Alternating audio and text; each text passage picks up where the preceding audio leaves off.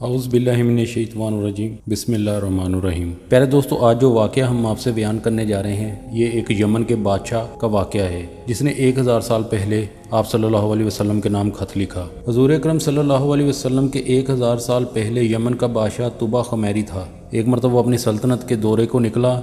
12,000 عالم اور حکیم اور 1,32,000 سوار 1,13,000 پیادے اپنے ہمراہ لیے اس شان سے نکلا کہ جہاں بھی پہنچتا اس کی شان و شوکت شاہی دیکھ کر مخلوق خدا چاروں طرف نظارے کے لیے جمع ہو جاتی تھی۔ یہ بادشاہ جب دورہ کرتا کرتا مکہ معظمہ میں پہنچا تو اہل مکہ سے کوئی بھی اسے دیکھنے نہ آیا۔ بادشاہ حیران ہوا اور اپنے وزیر اعظم سے اس کی وجہ پوچھی تو اس نے بتایا اس شہر میں ایک گھر ہے جسے بیت اللہ کہتے ہیں، اس کی اور اس کے خادموں کی جو یہاں کے باشندے ہیں تمام لوگ بے حد تعظیم کرتے ہیں۔ جتنا آپ کا لشکر ہے اس سے کہیں زیادہ دور اور نزدیک کے لوگ اس گھر کی زیارت کو آتے ہیں اور یہاں کے باشندوں کی خدمت کر کے چلے جاتے ہیں، پھر آپ کا لشکر ان کے خیال میں کیوں آئے گا؟ یہ سن کر بادشاہ کو غصہ آیا اور کہنے لگا کہ میں اس گھر کو تباہ کر دوں گا، یہاں کے باشندوں کو قتل کروا دوں گا۔ یہ کہنا تھا، بادشاہ کے ناک، منہ اور آنکھوں سے خون بہنا شروع ہو گیا اور ایسا بدبودار مادہ بہنے لگا کہ اس کے پاس بیٹھنے کی کسی میں طاقت نہ رہی۔ اس مرض کا علاج کیا گیا مگر شفا نہ ہوئی۔ جب شام کا وقت ہوا تو علماء میں سے ایک عالم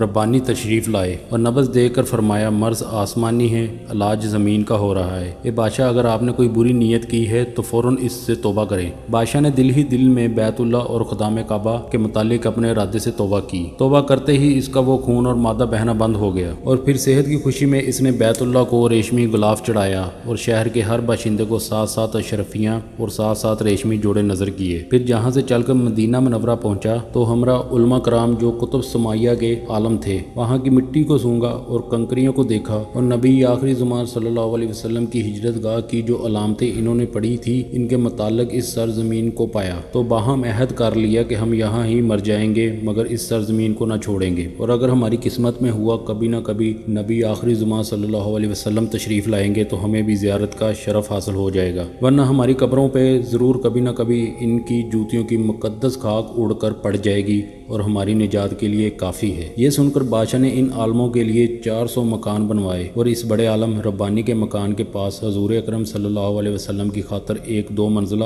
عمدہ مکان تعمیر کروایا اور وصیت کر دی جب آپ صلی اللہ علیہ وسلم تشریف لائے تو یہ مکان آپ کی آرام گاہ ہو، اور ان 400 علماء کی کافی مالی امداد بھی کی اور کہا کہ تم ہمیشہ یہیں رہو، اور پھر اس بڑے عالم ربانی کو ایک خط لکھ دیا اور کہا کہ میرا یہ خط اس نبی آخری زمان صلی اللہ علیہ وسلم کی خدمت اقصد میں پیش کر دینا، اور اگر کبھی زندگی میں تمہیں حضور اکرم صلی اللہ علیہ وسلم کی زیارت کا موقع نہ ملے تو اپنی اولاد کو وصیت کر دینا، نسل بعد نسل میرا یہ خط محفوظ رکھنا حتیٰ کہ سرکار دو عالم صلی اللہ علیہ وسلم کی خدمت میں پیش کیا جائے۔ یہ کہہ کر بادشاہ وہاں سے چلا گیا۔ وہ خط نبی اکرم صلی اللہ علیہ وسلم کی خدمت اقصد میں 1000 سال بعد پیش ہوا، اور خط میں کیا لکھا تھا؟ کم ترین مخلوق طبع اول خمیری کی طرف سے شفیع المذنبین سید المرسلین محمد صلی اللہ علیہ وسلم، اے اللہ کے حبیب، میں آپ پر ایمان لاتا ہوں اور جو کتاب آپ پر نازل ہوگی اس پر بھی ایمان لاتا ہوں اور میں آپ کے دین پر ہوں، بس اگر مجھے آپ کی زیارت کا موقع مل گیا تو بہت اچھا، اور اگر میں آپ کی زیارت نہ کر سکا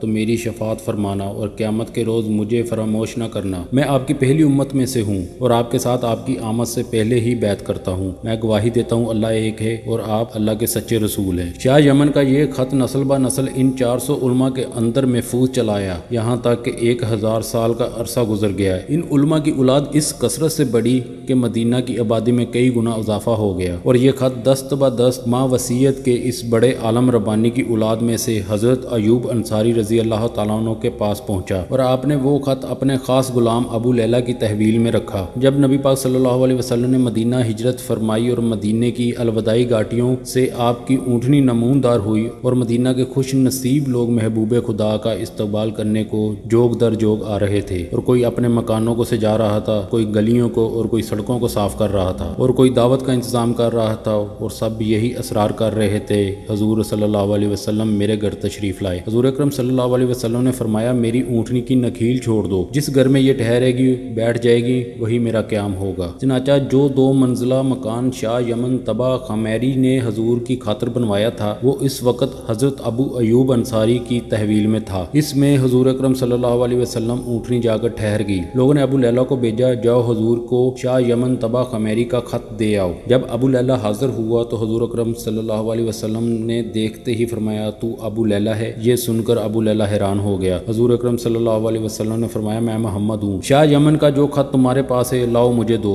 चनाचा अबू लैला ने वो खत दिया। हुजूर ने पढ़कर फरमाया, सालिया बाई तुबा को आफरीन व शाबाश। सुबहान अल्लाह। प्यारे दोस्तों, अहले इल्म से गुजारिश है कि इसके मुताल्लिक रहनुमाई फरमाएं। क्या ऐसी कोई रवायत है और इसकी असनाद की हैसियत क्या है? ये वाक़या बरेलवी आलम सैयद मोहम्मद दीदार अली की किताब तफसीर मीज़ान अल दयान में मौजूद है। इस किताब ने 3 कुतुब के हवाले से यह वाक़या नकल किया है। अल मस्तफर फी कुल फन मस्तफर, हुज्जतुल्लाह अली अल आलमीन और तारीख इब्ने कासर। प्यारे दोस्तों, ये थी हमारी आज की वीडियो। उम्मीद करता हूँ पसंद आई होगी आपको। अगर पसंद आई हो तो वीडियो को लाइक और चैनल को सब्सक्राइब कीजिए। मिलेंगे इंशाल्लाह नेक्स्ट वीडियो में, तब तक के लिए इजाज़त दीजिए। अल्लाह हाफिज़।